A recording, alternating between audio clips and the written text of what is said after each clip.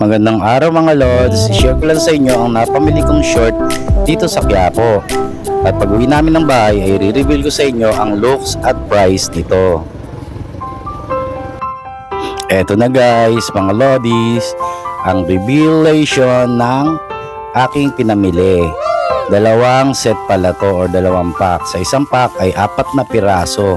Tignan nyo naman siya, magandang mga quality. Kahit paano, pang araw-araw lang naman din nagamit. Tignan nyo, diba? 4 na piraso sa akin at 4 na piraso din kay Ikay. Diba? Oh, look. Oh, diba? At ang isang set niya ay nagkakalagang lang 150. Isipin nyo guys, pang araw-araw 150. O yan, pati pambata, 4 na piraso din. Sa halaga ring 150. So, yun lang guys. Share ko lang to. And bye-bye.